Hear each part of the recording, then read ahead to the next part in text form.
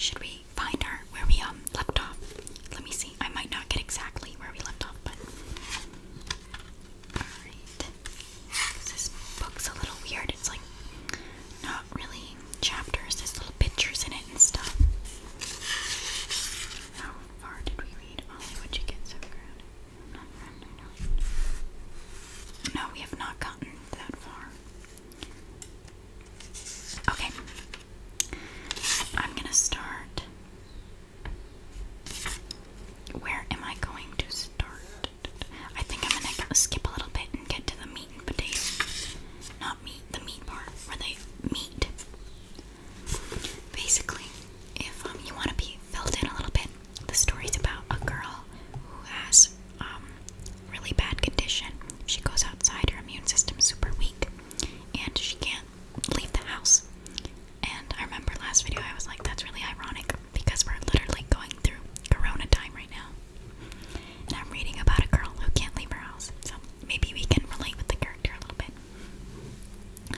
But this boy just moved in next door, and everyone's a little concerned because apparently when she was younger she got attached to someone who lived next door, but they had to move away.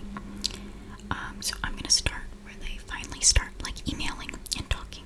Email, I know, weird. So his name is Ollie.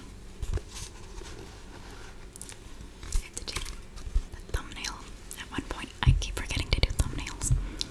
Let's get to the reading part. Ollie.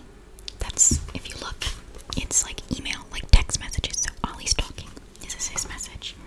I was going to email you back, but saw you were online. Your receipt cracked me up. Has there ever been a spy in the whole history of spying that's admitted to being a spy? I think not. I'm Ollie, and it's nice to meet you. Ollie, what's the F stand for? Madeline. I don't know how to say that. My mom is 3rd generation Japanese American. I'm half Japanese. Ollie, what's the other half? Madeline, African American. Ollie, do you have a nickname, Madeline? Whittier, or am I expected to call you Madeline? Whittier. Madeline. My gosh, I can read, I swear. Madeline, I don't have a nickname. Everyone calls me Madeline. Sometimes my mom calls me Honey or Sweetie. Does that count?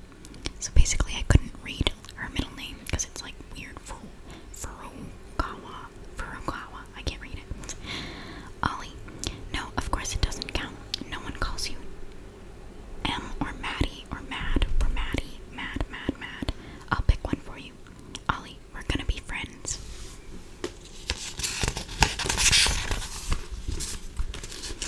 This says Thursday at 8:19 p.m. Madeline, since we're going to be friends, I have questions. Where are you from? Why do you wear a cap all the time? Is your head oddly shaped? Why do you only ever wear black? Related question. Are you aware that clothing comes in other colors? I have suggestions if you need them. What do you do on the roof? What's the tattoo on your right arm? Ollie, I have answers. We're from all over, but mostly the East Coast. I shaved my head before I moved here. Big mistake. Yes, I'm dead sexy in black. Yes, none needed. Thanks. Nothing. Barcode. Madeline, what have you got against capital letters and proper punctuation? Ollie, who says that I do? Madeline, I've got to go. Sorry. Damn. She's like, bye. Gotta go. Friday, 8:34 p.m. Oh my gosh, they wait till like nighttime to talk. That's not in the story, that's just me. Like, talking. Ollie, so how grounded are you? Madeline, I'm not grounded. Why do you think I'm grounded? Ollie, well, something made you log off in a hurry last night. I'm guessing it was your mom. Trust me, I know all about being grounded. And you never leave the house. I haven't seen you outside once since we got here. Madeline, I'm sorry, I don't know what to say. I'm not grounded, but I can't leave the house. Ollie, very mysterious. Are you a ghost? That's what I thought the day we moved in and I saw you at the window. And it would be my luck that the pretty girl next door is not actually alive. That's cute. Madeline, first I was a spy, now I'm a ghost. Ollie, not a ghost, a fairy tale princess then. Which one are you? Cinderella? Will you turn into a pumpkin if you leave the house? Ollie, or Rapunzel? Your hair is pretty long. Just let it down and I'll climb up and rescue you. That's so cute. I'm dying. Madeline, that has always sounded impractical and painful, don't you think? Ollie, yes. So not Cinderella and not Rapunzel. Snow White then. Your evil stepmom put you up under a spell so that you can't leave the house, and the world will never know how fairy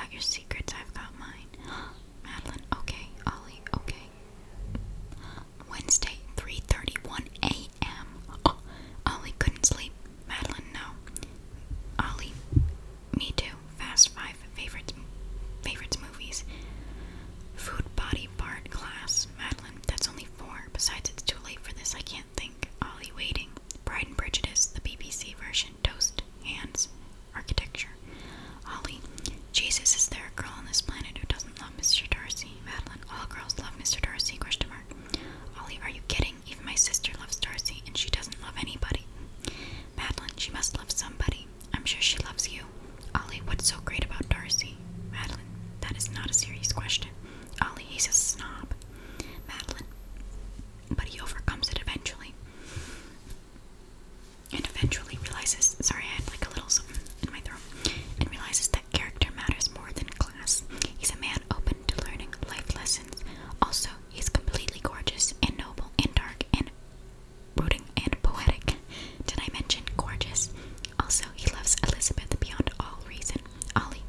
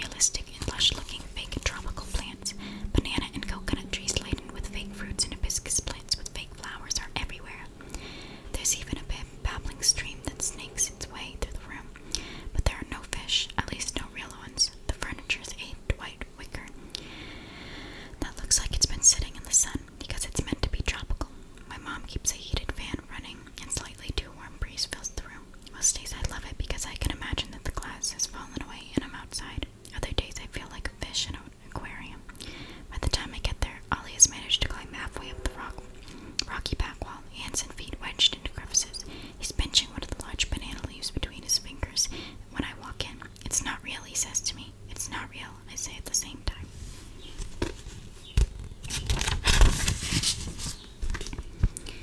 He lets go of the branch but remains where he is on the wall. Climbing for him is like walking for the rest of us. Are you going to stay up there? I ask because I don't know what else to say. I'm thinking about it, Maddie. Carla said I'd have to stay as far away from you as possible. She doesn't seem like the kind of lady that you piss off. You can come down, I say. Carla's not as scary as she seems. Okay, he slips effortlessly to the floor. He puts his hands into his pockets, crosses his feet at the ankles, and leans back against the wall. I don't think I've ever seen him so still. I think he's trying not to spook me. Maybe you should come in, he says, and then I realize that I'm still in the doorway, holding onto the knob. I close the door, but don't take my eyes off him. His eyes track my movements as well. After all the I ams, I felt like I knew him, but now with him standing in front of me, it doesn't feel that way at all. He's taller than I thought, and way more muscle. Oh, but not bulky. His arms are lean and sculpted, and his biceps fill the sleeves of his black t-shirt. Oh my god, she loves him. His skin is tanned and golden brown. It would be warm to touch. You're different than I thought you'd be, I blurt out. He grins and dimple forms just under his right eye. I know, sexier, right? It's okay, you can say it. How do you manage to carry around an ego that size and weight? It's the muscles, he shoots back, flexing his biceps and raising a single comical eyebrow. Some of my nervousness falls away, but then it comes right back when he watches me laugh without saying anything for a few seconds too long. Your hair really is so long, he says, and you never said you had freckles. Was I supposed to? Freckles might be a deal breaker. He smiles, and the dimple comes back. Cute. I move to the couch and sit. He leans against the rock wall across the room. The bane of my existence, I say, referring to the freckles. This is a ridiculous thing to say, because of course, the bane of my existence is that I'm sick and unable to leave my house. We both realize this is at the same time, and then we're both laughing again. You're funny, he says, after our laughter subsides. I smile. I've never thought of myself as a funny girl, but I'm happy that he thinks so. We are awkward together for a few moments, unsure what to say. The silence would be much less noticeable over I am. We could chalk it up to any number of distractions, but right now, in real life, it feels like we both have blanket thought balloons over our heads. Actually, mine's not blank at all, but I really can't tell him how beautiful his eyes are. They're Atlantic Ocean blue, just like he said. It's strange because of course I'd know that, but the difference between knowing it and seeing them in person is the difference between dreaming of flying and flight. This is some crazy room, he says, looking around. Yeah, my mom built it so I could feel like I was outside. Does it work? Most days. I have a really excellent imagination. You really are a fairy tale, Princess Madeline in the glass castle. He's quiet again, like he's trying to build up to something. It's okay to ask me, I say. He's wearing a single black rubber band around his wrist, and he pulls at it a few times before continuing. How long have you been sick? My whole life. What would happen if you went outside? My head would explode, or my lungs, or my heart. How can you joke? I shrug. Can I not? Besides, I try not to want things I can't have. You're like a Zen master. You should teach a class. It takes a long time to learn. I smile back at him. He crouches and then sits back against the wall, forearms on his knees. Even though he's still, I can feel the need to move coming off of him. The boy's kinetic energy. Where do you want to go the most? He asks. Besides outer space. Yes, Maddie, besides outer space. I like the way he says Maddie, as if he's been calling me that my whole life. The beach. The ocean. Want me to describe it for you? I nod more vigorously than I expected. My heart speeds up like I'm doing something elliptic. I've seen pictures and videos, but what's it like to actually be in the water? Is it like taking a bath in a giant tub? Sort of, he says slowly, considering. No, I take it back. Taking a bath is relaxing. Being in the ocean is scary. It's wet, cold, and salty and deadly. That's not what I was expecting. You hate the ocean. He's grinning now, warming to his topic. I don't hate it. I respect it. He holds up a single finger. Respect. It's Mother Nature at her finest. Awesome, beautiful, impersonal, and murderous. Think about it. All the water and you could still die of thirst, and the whole point of waves is to suck your feet from under you so that you drown faster. The ocean will swallow you whole and brimp you out and not notice you were even there. Oh my god, you're scared of it. We haven't even gotten to great white sharks or saltwater crocodiles or Indonesian needlefish or... Okay, I say, laughing and holding up my hands for him to stop. It's no joke, he says, with mock seriousness. The ocean will kill you, he winks at me. It turns out the Mother Nature is a lousy mom.